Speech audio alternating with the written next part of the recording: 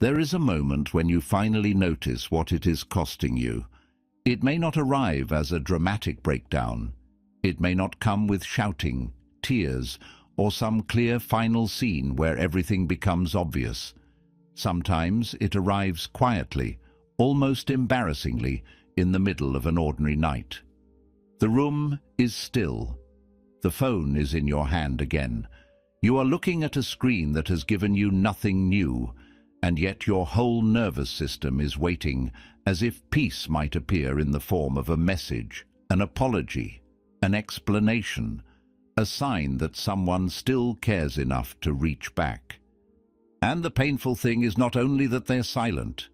The painful thing is that you are not. Inside, you are still speaking to them.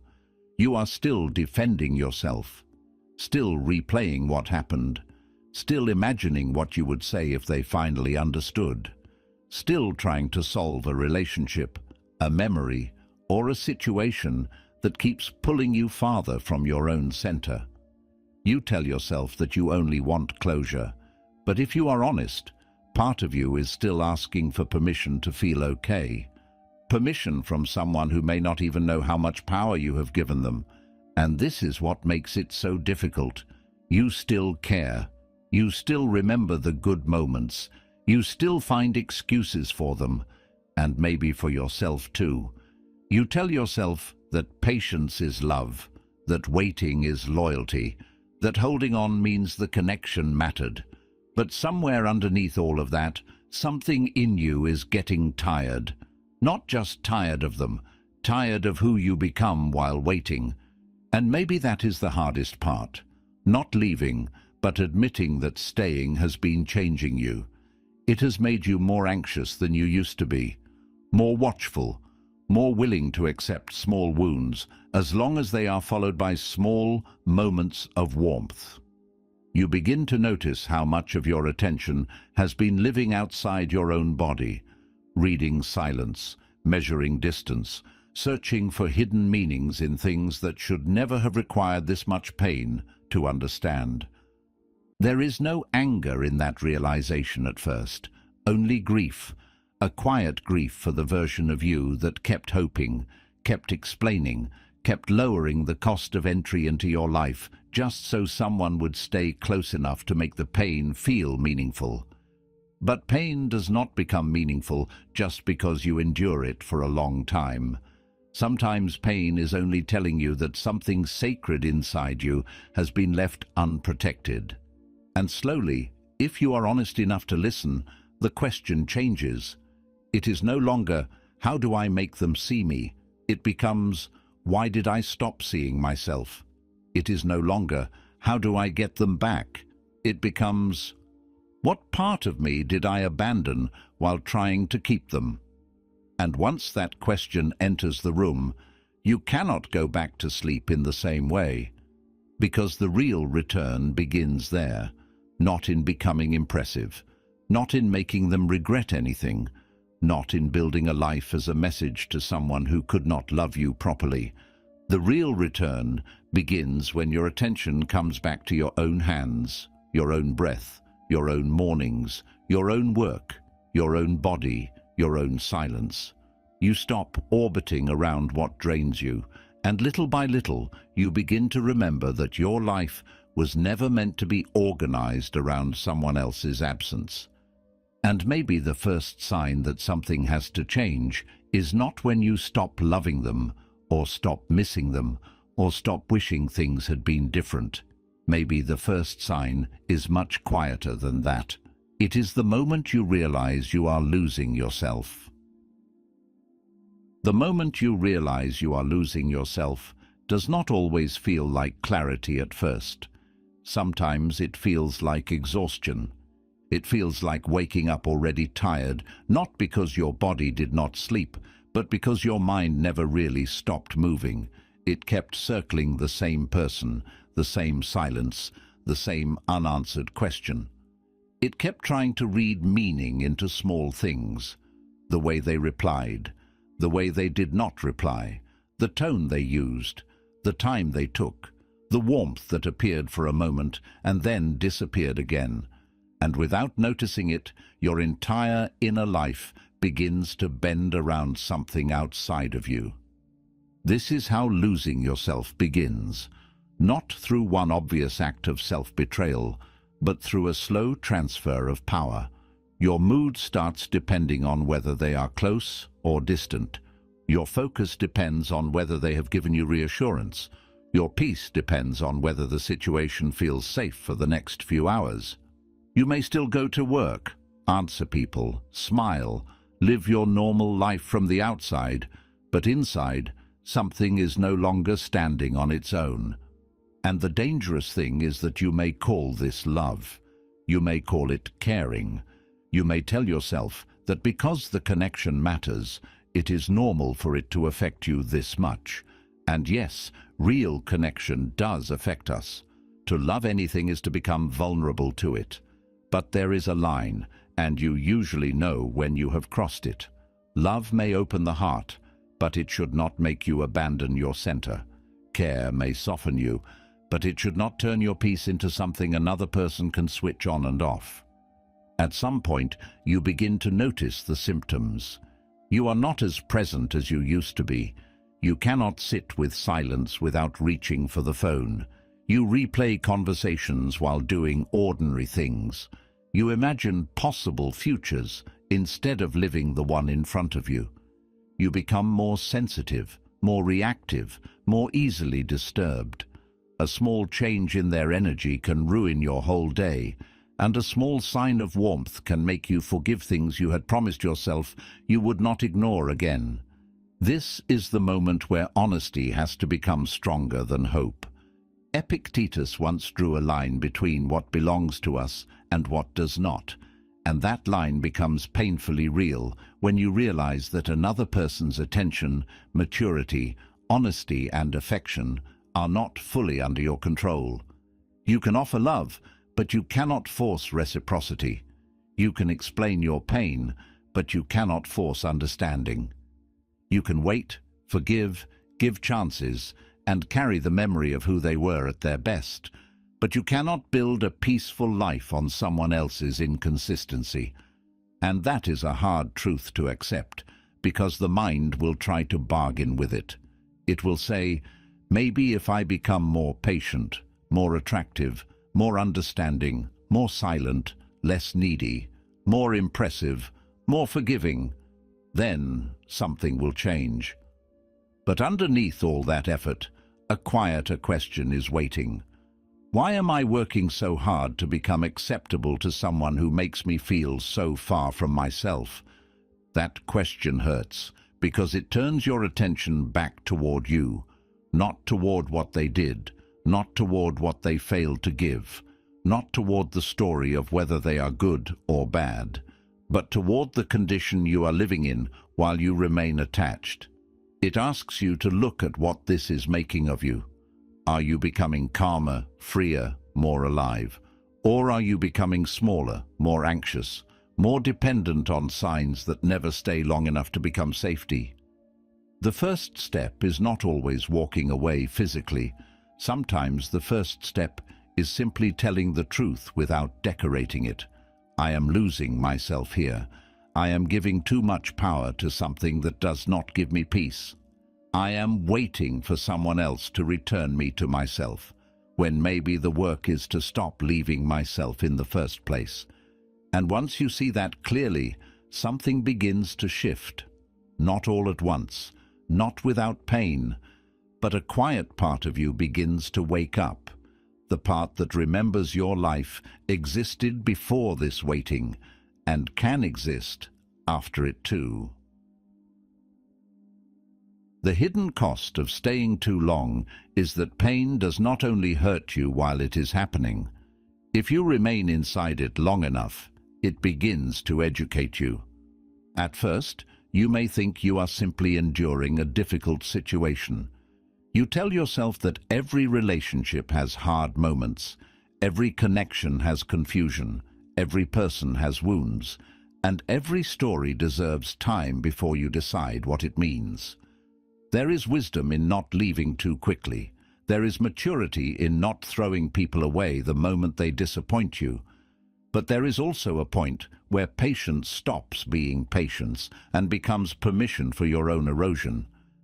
This is where staying too long becomes dangerous, not because one painful moment destroys you, but because repeated pain begins to lower the standard of what you consider normal. The first time they ignore you, it hurts. The second time, it still hurts, but you begin to explain it. The third time, you begin to prepare for it.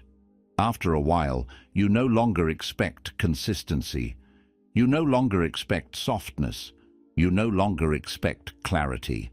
You start accepting emotional crumbs and calling them signs. You start feeling grateful for moments that should have been ordinary.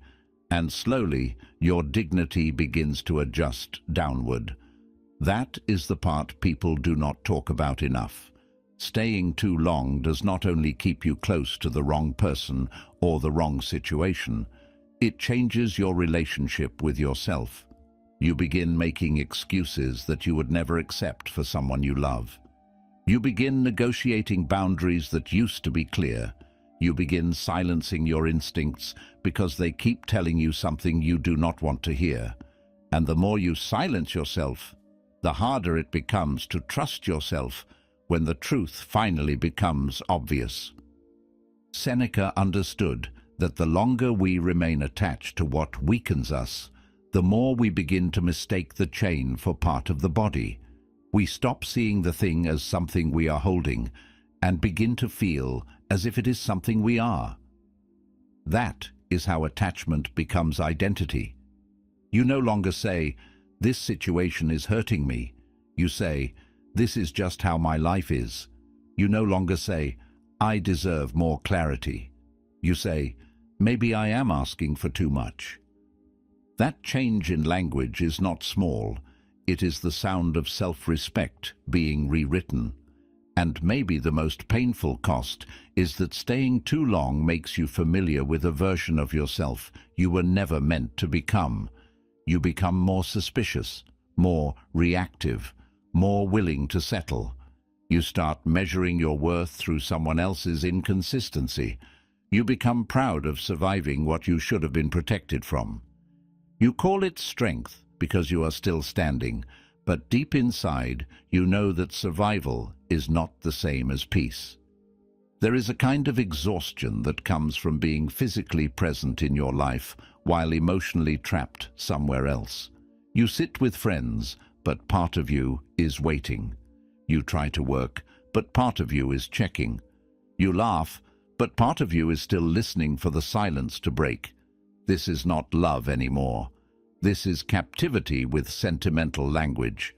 And the mind will resist that truth because admitting it means grieving not only the person or the situation, but the time you gave away. It means facing the fact that you stayed past the point where your body was already telling you to leave. But that grief can become useful if you let it teach you. It can show you where your boundaries were too soft, where your hope became self-betrayal, where your fear of losing someone became stronger than your commitment to protecting yourself. The hidden cost of staying too long is not only the pain they caused, it is the parts of yourself you had to abandon to keep making room for it. And when you finally see that, the question is no longer whether you can endure more. The question becomes why endurance became the price of staying close. Attachment can disguise itself as loyalty, and this is one of the most difficult illusions to break because it often wears the language of love. You tell yourself you are staying because you care, because you do not give up on people, because you remember the good parts, because you understand their wounds, their past, their confusion, their fear, their inability to show up fully. And sometimes this is true. Love does require patience. Real connection cannot survive if every disappointment becomes an exit. But there is a difference between patience that protects love and attachment that protects your fear of being without it. That difference is not always easy to see from the inside. Attachment often sounds noble in your own mind. It says, "I am loyal," But beneath that sentence there may be another truth. I am afraid to let go. It says, I believe in them, but underneath it may mean, I cannot accept that the version of them I keep waiting for may not be the version they are willing to become. It says, I am giving this time, but sometimes time is not being given from strength. Sometimes it is being paid like a debt to a memory. And memory can be a powerful prison. You remember who they were in the beginning, or who they became in rare moments when their warmth returned and everything felt possible again. You remember the conversation that made you feel seen, the apology that sounded sincere, the softness that appeared just when you were ready to walk away. And because those moments were real, you use them as evidence against the pattern. You keep saying, but I know what they can be. And maybe you do, but the question is not only what someone can be in a moment. The question is what they consistently choose to be in your life. Carl Jung wrote about how the unconscious can direct a person's life while they believe they are acting freely, and attachment often works this way. You think you are choosing love, but something deeper may be choosing familiarity.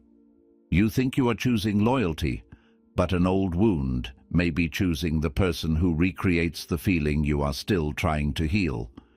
You think you are staying because they are special, but sometimes you are staying because the pain feels like a story you already know how to survive.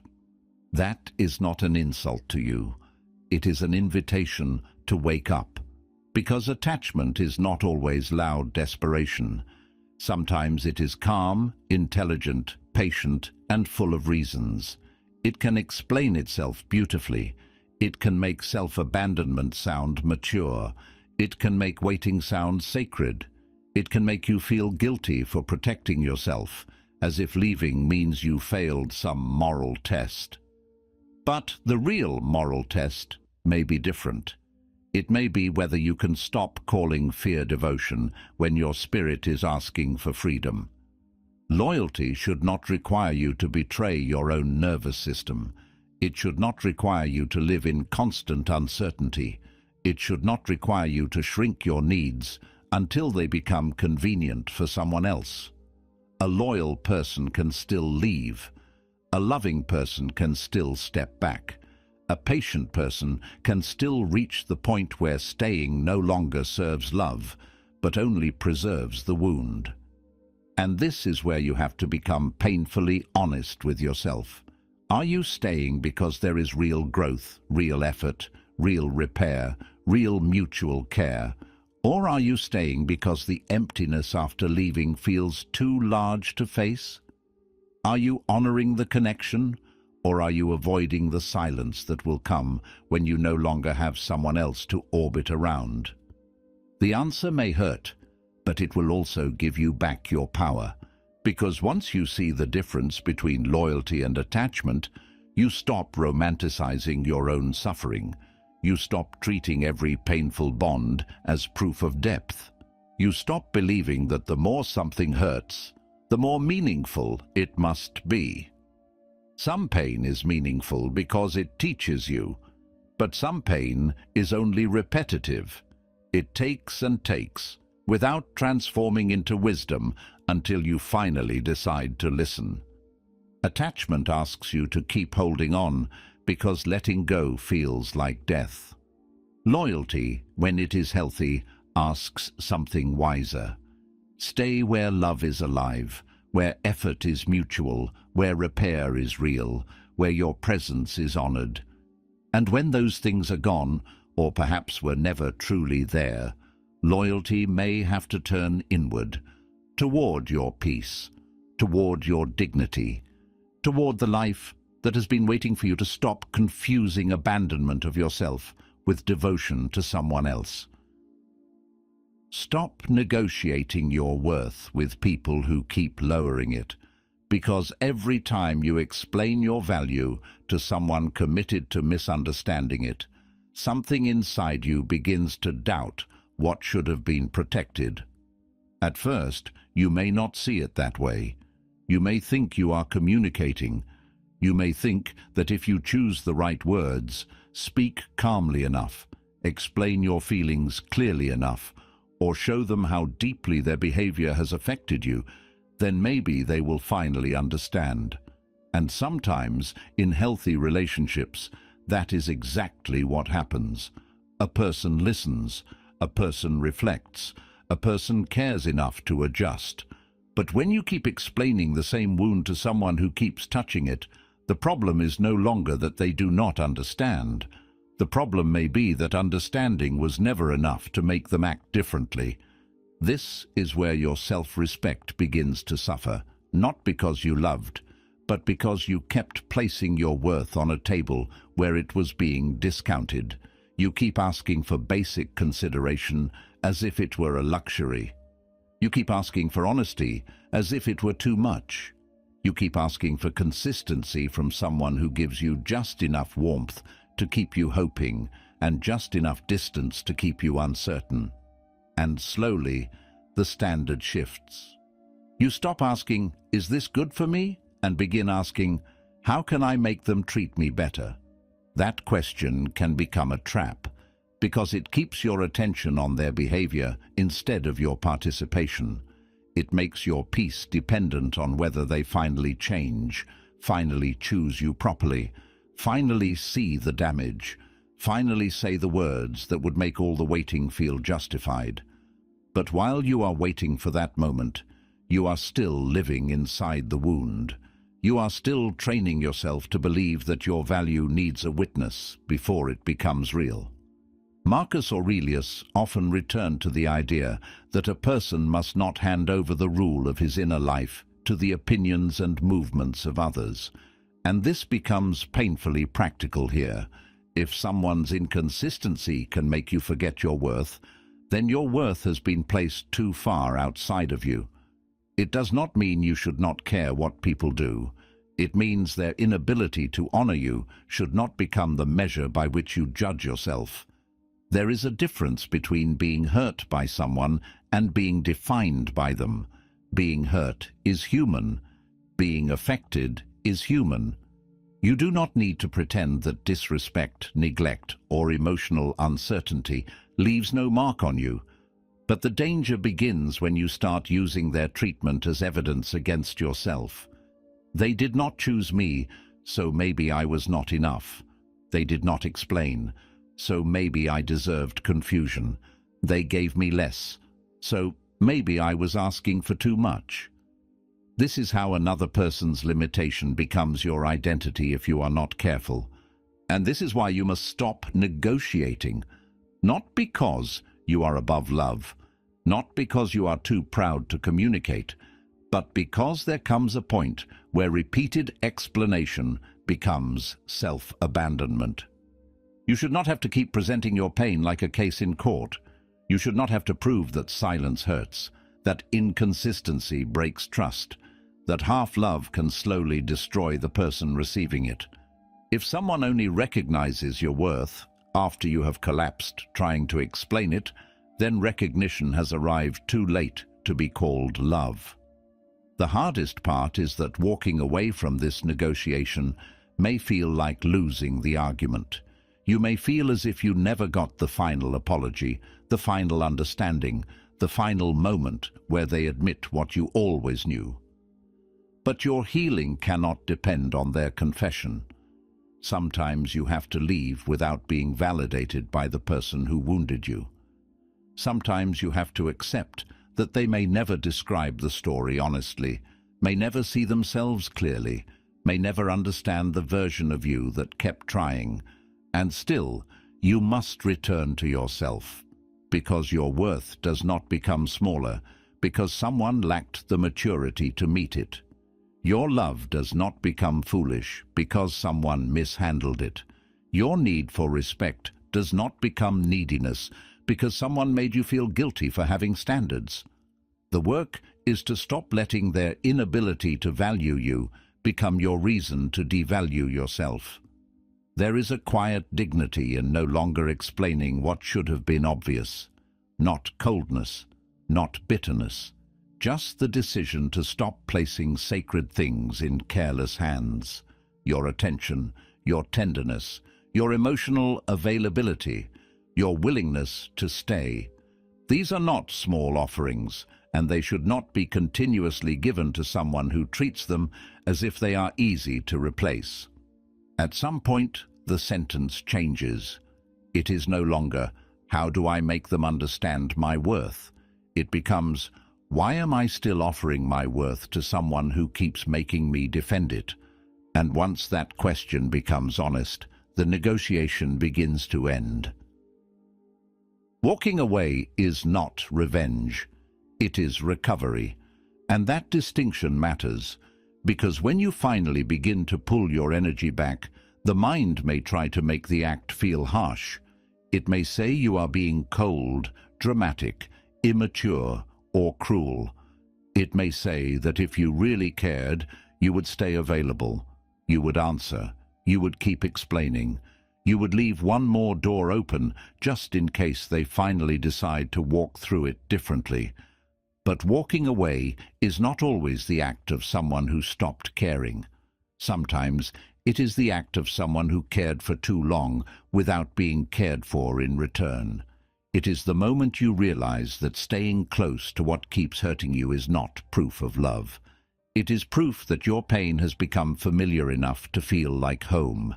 Revenge still orbits around the other person. It wants them to see. It wants them to regret. It wants silence to become a weapon and absence to become punishment. But recovery is different. Recovery is not interested in making them suffer. Recovery is interested in helping you breathe again. It does not ask, "How can I make them feel what they made me feel?" It asks, "How do I stop building my life around this wound?" That is why walking away has to be clean inside, even if it is painful. If you leave only to be noticed, you are still attached to their reaction. If you disappear only to make them chase you, you are still letting them determine your next emotional state. If your silence is only a strategy, then your peace is still not free. You may have stepped back physically, but inwardly, you are still standing at the same door, waiting to see whether they will knock. True walking away is quieter than that. It does not need an audience. It does not need to prove a point. It may still love, still miss, still remember, but it stops sacrificing the inner life to remain close to what keeps damaging it. It is not the ego saying, "You will regret losing me." It is the soul saying, "I cannot keep losing myself." Epictetus would have recognized this as a return to what belongs to you, not another person's response, not their apology, not their understanding, not their version of the story. What belongs to you is your attention, your conduct, your choices, your boundaries, your willingness to stop participating in what is breaking your peace. Walking away becomes powerful when it is no longer about controlling how they see you, but about reclaiming the part of yourself that you kept handing over. And there will be grief in that. You may grieve the person. You may grieve the possibility. You may grieve the version of the future you kept imagining when things were good for a moment. You may even grieve the version of yourself who waited with so much hope. That grief does not mean you are weak. It means something mattered. But something can matter and still not be healthy for you. Something can be real and still not be right to remain inside. This is one of the hardest truths to accept. Not every meaningful connection is meant to stay close. Some people enter your life and awaken love, longing, tenderness, or desire, but they also awaken anxiety, self-doubt, and a kind of waiting that slowly separates you from yourself. The depth of feeling does not automatically prove the health of the bond. Sometimes intensity is not intimacy. Sometimes the thing that feels magnetic is only the nervous system recognizing an old wound. So walking away is not a declaration that they were worthless, or that nothing was real, or that you never cared. It is simply the moment you stop using love as a reason to remain in pain. It is the moment you stop confusing endurance with devotion. It is the moment you understand that your peace is not a betrayal of the connection. It is a responsibility to your own life. And when you walk away for recovery, you do not need to hate them to keep going. Hatred can become another chain. You can release someone without rewriting them as a monster. You can remember the good without returning to the pattern. You can forgive in your own time without reopening access to the place that wounded you. Maturity is not always reconciliation. Sometimes maturity is accepting that distance is the only form of peace still available. The world may not understand this. They may only see the leaving. They may not see the nights you stayed awake, the explanations you rehearsed, the standards you lowered, the small humiliations you swallowed, the way you kept trying to make the pain noble because leaving felt too final. But you know, your body knows, your tiredness knows, and sometimes that is enough. Walking away is not the moment you stop feeling. It is the moment you stop letting feeling overrule what the truth has been showing you. It is the moment you choose recovery over repetition, dignity over emotional addiction, and silence over another conversation that would only return you to the same wound with different words. You are not leaving to become powerful in their eyes. You are leaving so you can become whole in your own. The pain after leaving does not mean you were wrong.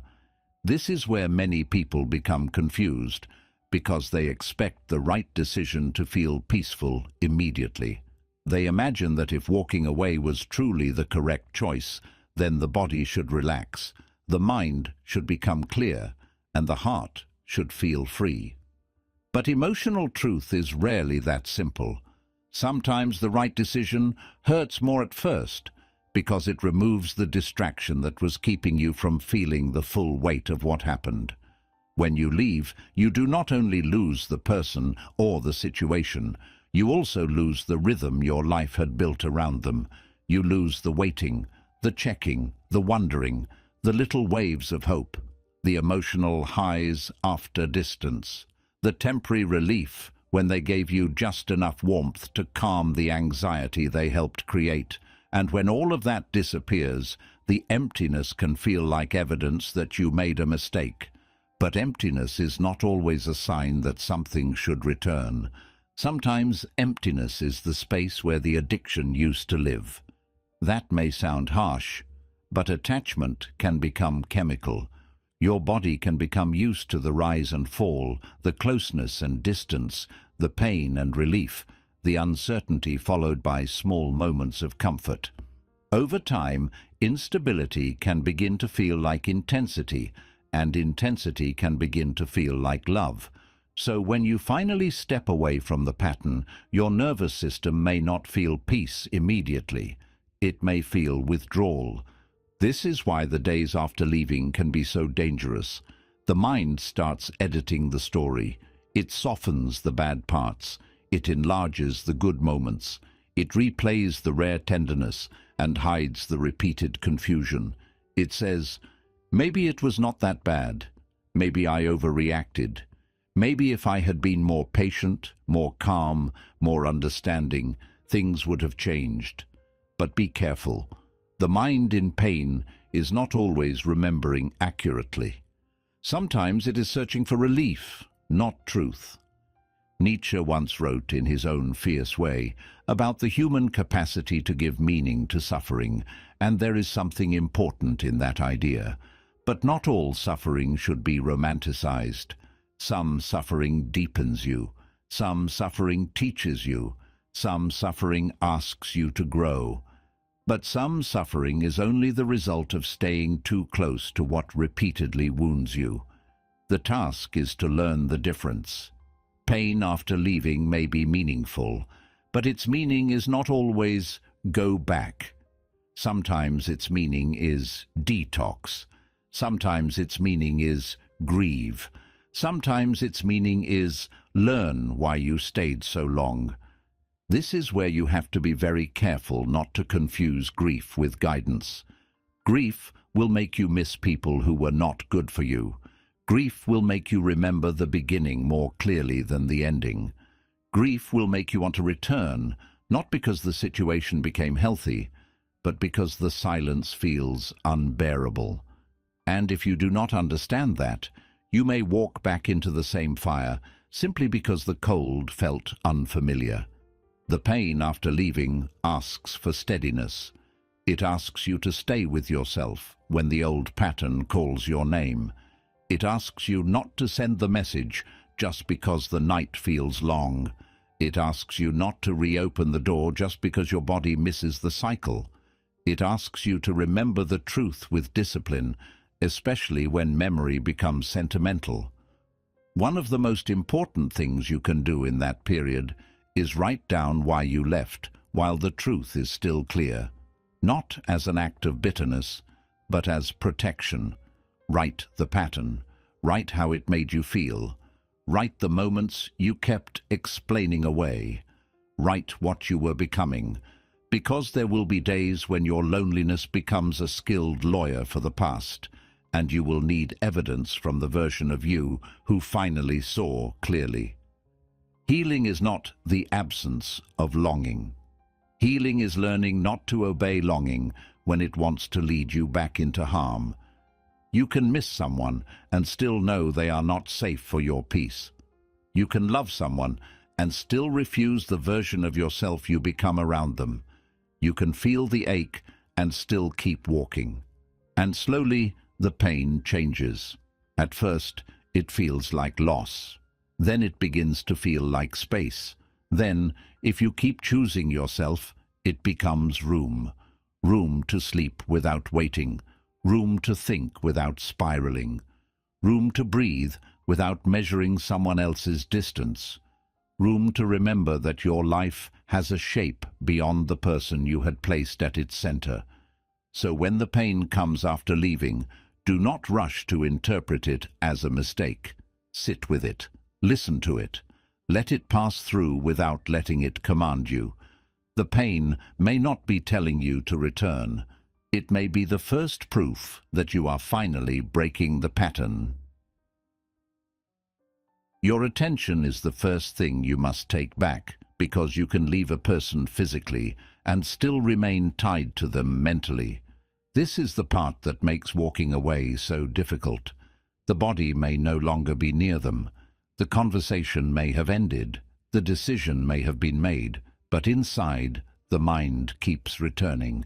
It returns to old messages, to possible meanings, to imagined conversations, to the version of them that once made you feel safe, to the final thing you wish you had said, to the apology you still hope might come. And every time the mind returns, a little more of your present life disappears. Attention is a form of life. Whatever holds your attention holds a piece of your future, because your attention decides what grows inside you. If you keep feeding the memory stays alive. If you keep rehearsing the pain keeps finding new language. If you keep checking, imagining, rereading, comparing, and waiting, then even in absence, the person remains at the center. They may no longer be speaking to you, but your mind is still arranging itself around them. This is why leaving is not complete until your attention leaves too. And that does not happen all at once. You cannot simply command the mind to forget. The mind does not work that way, especially when emotion has been involved. It returns to what is unfinished, what is painful, what once gave pleasure, what once offered hope. So the work is not to hate yourself every time you think of them. The work is to stop feeding the thought as if it deserves a home. Simone Weil once wrote that attention is one of the rarest and purest forms of generosity. And if that is true, then you have to ask yourself where your generosity has been going. How much of your finest mental energy has been given to someone who is not using it with care? How much of your silence has been filled with their absence? How much of your imagination has been spent trying to repair something alone? These are not small questions. They expose the place where your life is still leaking. Taking back your attention begins with honesty. You notice the impulse to check, but you do not obey it automatically. You notice the memory, but you do not sit down inside it for hours. You notice the imagined conversation, but you do not keep performing both roles until your nervous system feels wounded by something that never happened. You begin to interrupt the ritual, not violently, not with shame, but firmly, the way you would guide your hand away from a flame. Because some thoughts are not reflections anymore. They are repetitions. They do not bring clarity. They bring addiction to the wound. And this is where discipline becomes emotional, not just practical. It is easy to talk about focus when the distraction is harmless. It is harder when the distraction has a face, a voice, a history, a set of memories that still know how to enter you. But your attention must become loyal to your healing, not to your longing. It must return to your body, your work, your sleep, your friendships, your faith, your health, your mornings, your own unfinished life.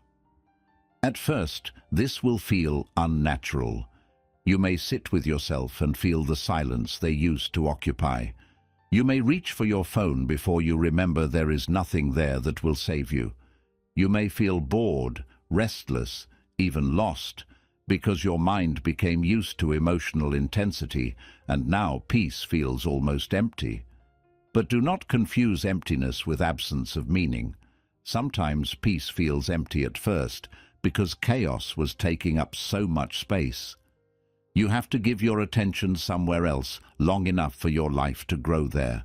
Read something that strengthens you. Move your body. Clean the room that has been holding your grief. Sit with a friend who does not make love feel like confusion. Return to work that asks something honest from you. Build routines that do not depend on anyone's message. Slowly, the mind learns a new direction. Not because the past disappears, but because the present becomes more important again. And maybe this is the quiet victory no one sees, the moment you think of them and do not check, the moment you remember and still keep walking, the moment your mind begins to return to your own life faster than it returns to the wound. That is when you begin to feel it. A small space opening, a little more breath, a little more self. Because when you take back your attention, you are not just stopping yourself from thinking about someone, you are reclaiming the place where your life is built. Rebuild your inner life before you rebuild your image, because after you walk away from something that made you feel small, there is a temptation to become impressive before you become whole. You may want them to see you looking better, stronger, calmer, more successful, more untouchable. You may imagine a future where your silence becomes beautiful, where your discipline becomes visible, where your life becomes the proof that they lost something valuable. And there is nothing unnatural about that impulse. When someone has made you feel unseen, part of you wants to become impossible to ignore. When someone has made you feel replaceable, part of you wants to become undeniable. But if your healing is still organized around their imagined reaction, you are not free yet. You have only changed the form of the attachment. Instead of waiting for their message, you are waiting for their regret. Instead of wanting their love, you want their recognition. The center is still outside of you. Their eyes are still in the room, even if their body is not. This is why the next stage has to be quieter, more private, more honest. You have to rebuild the parts of your life that no one may notice at first. Your sleep, your health, your space, your ability to sit in silence without feeling abandoned, your ability to work without using pain as fuel every hour, your ability to eat, move, breathe and think without everything becoming a message to someone who is no longer meant to be the audience of your life. Carl Jung spoke often about the persona, the face we show the world, and the deeper self that exists beneath it.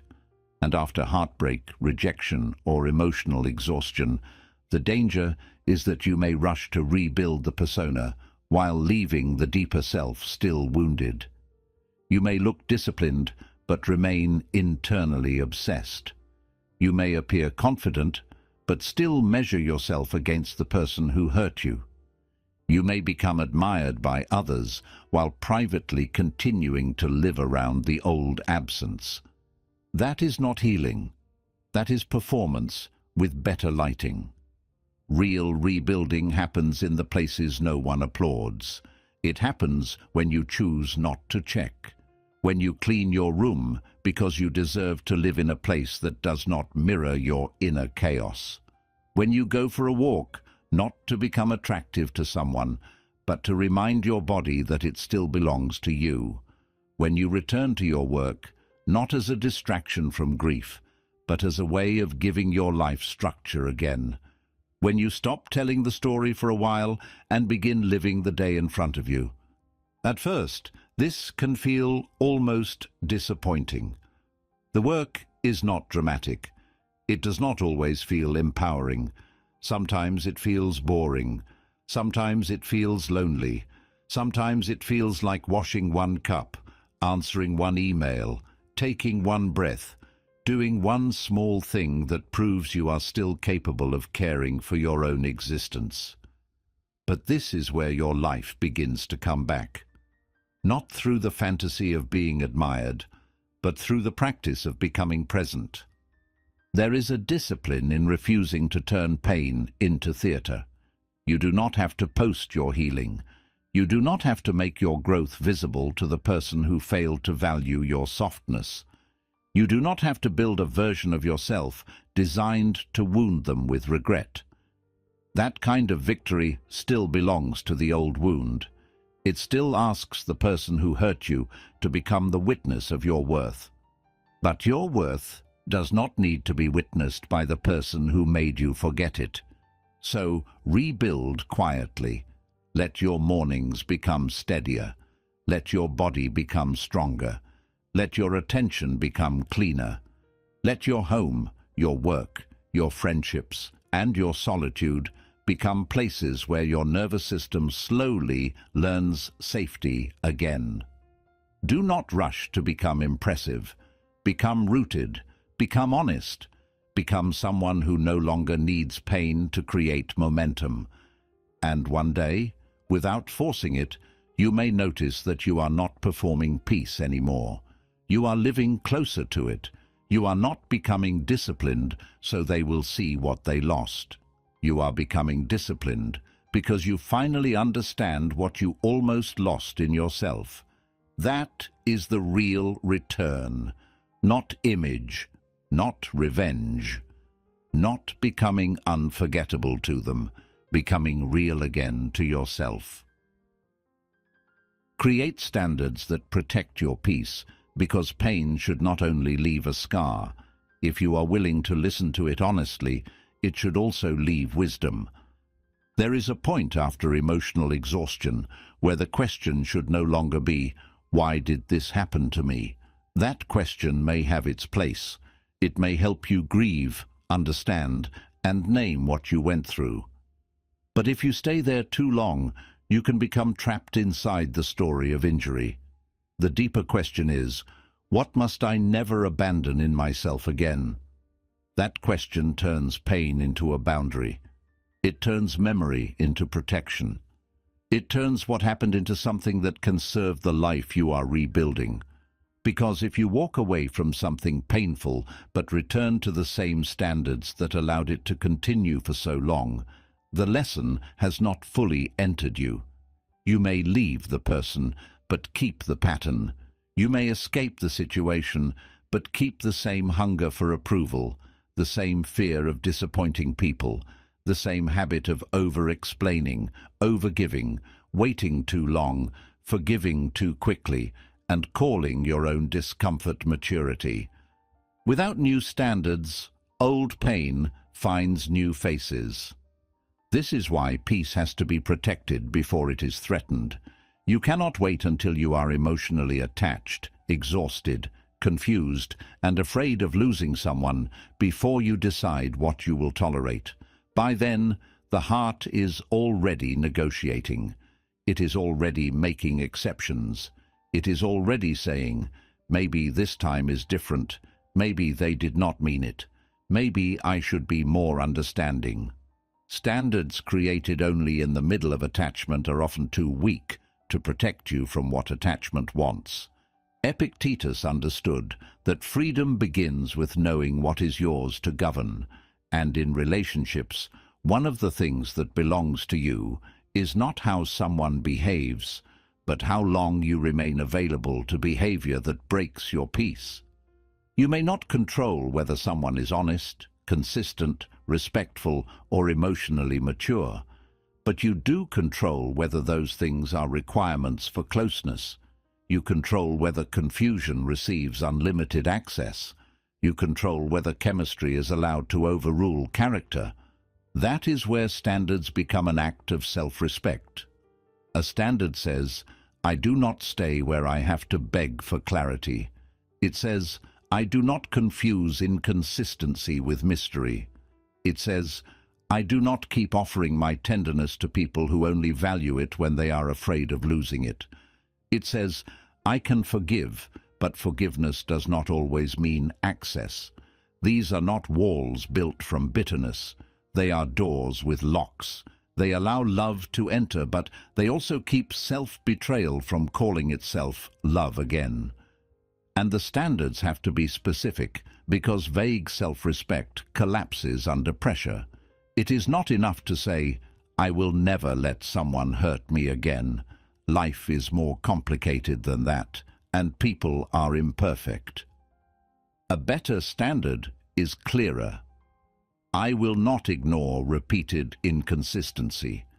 I will not chase someone who keeps making distance feel like punishment.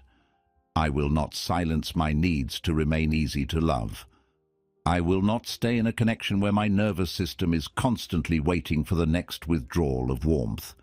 When standards are clear, you stop needing every painful situation to become a long investigation. You do not have to argue with every red flag. You do not have to collect endless evidence before honoring what your body already knows. You do not have to stay until the wound becomes undeniable. You learn to leave earlier, not because you are afraid of love, but because you have finally learned that love without peace is not safety. This does not mean becoming suspicious of everyone. That is not healing. That is fear wearing armor. The goal is not to punish new people for old wounds, or to enter life expecting betrayal. The goal is to move forward with eyes open, heart open, and standards awake. There is a difference between being guarded and being guided. Guardedness says, I will not let anyone close. Wisdom says, I will let closeness grow where respect, consistency, and peace are present.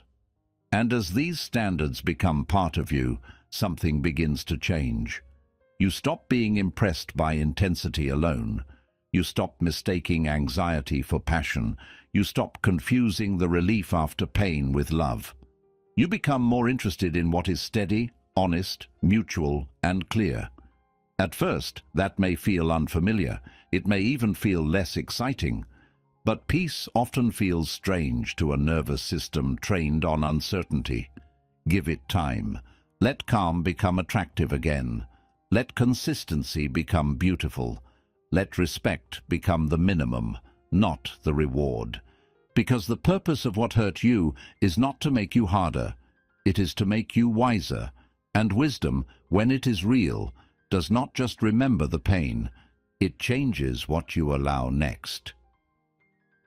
The right people will not require you to abandon yourself, and this is important to remember, because healing can sometimes make a person swing too far in the other direction.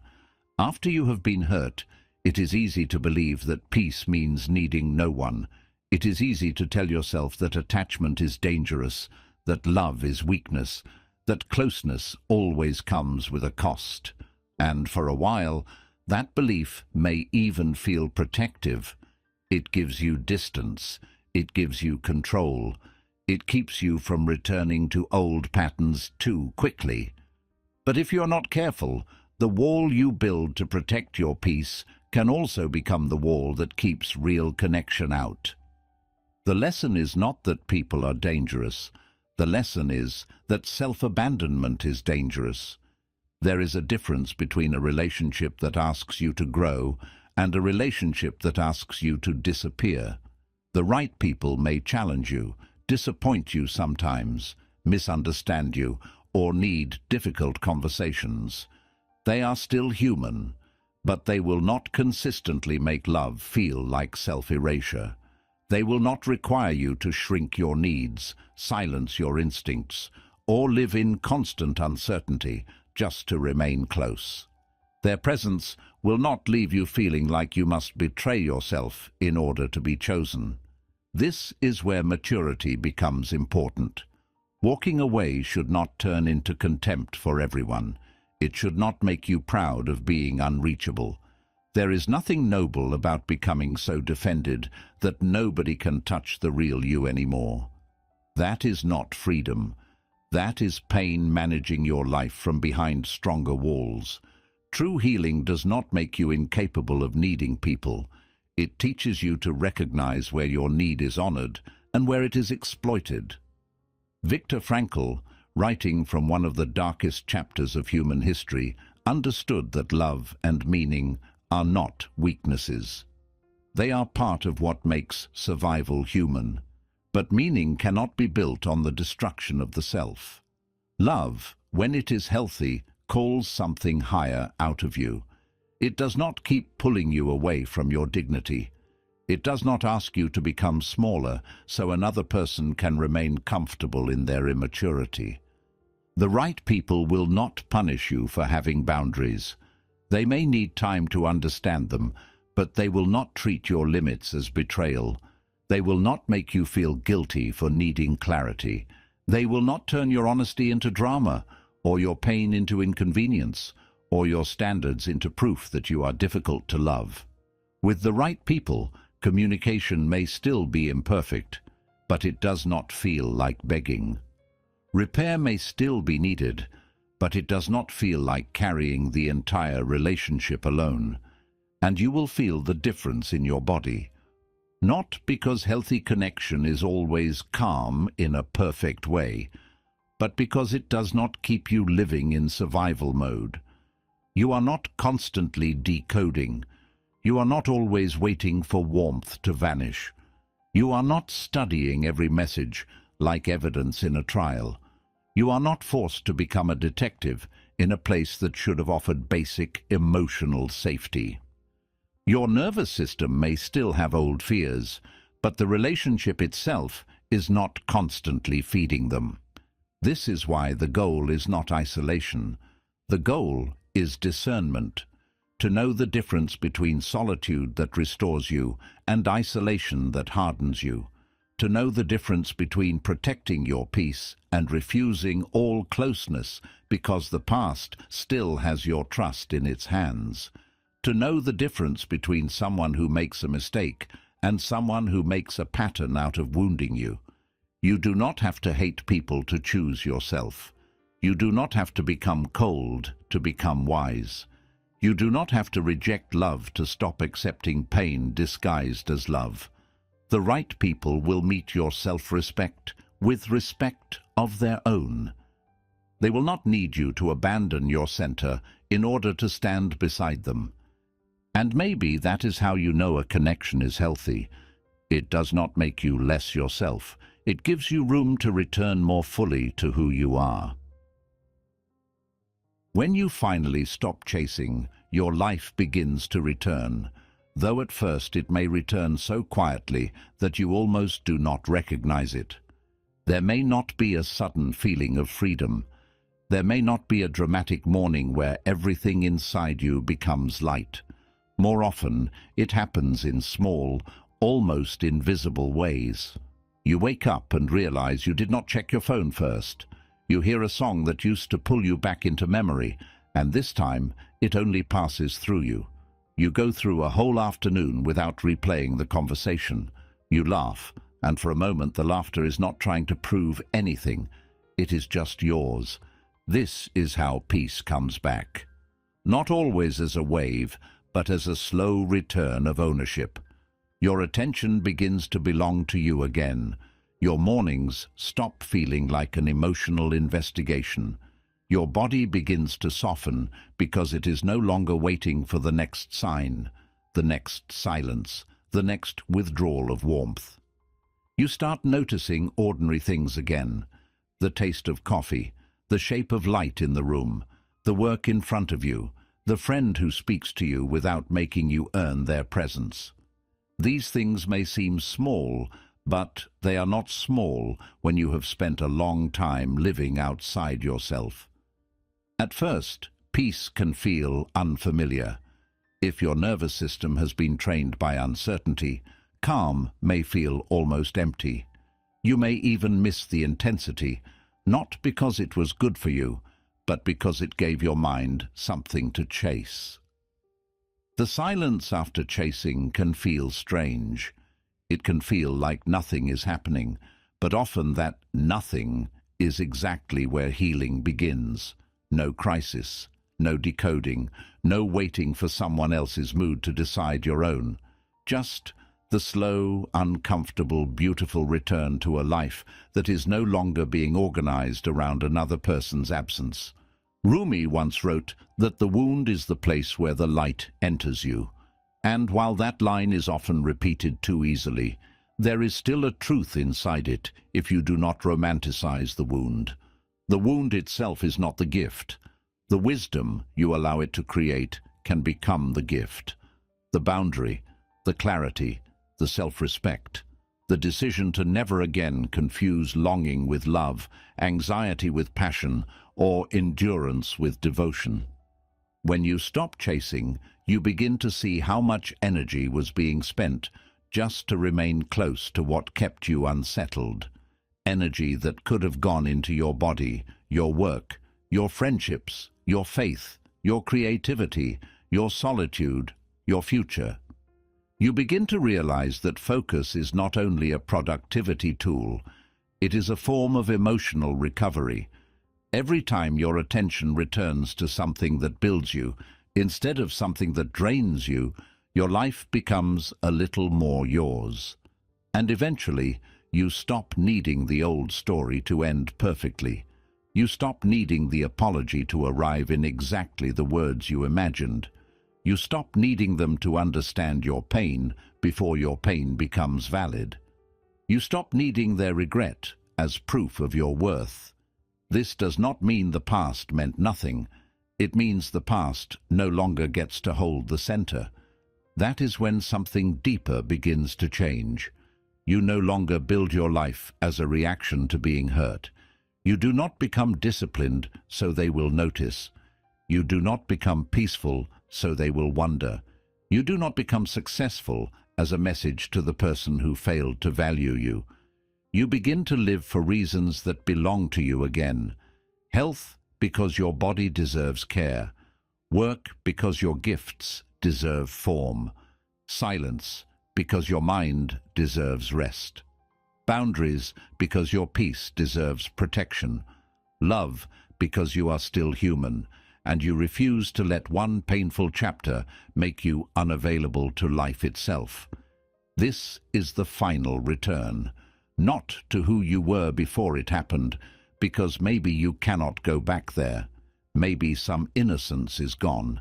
Maybe some illusions have burned away.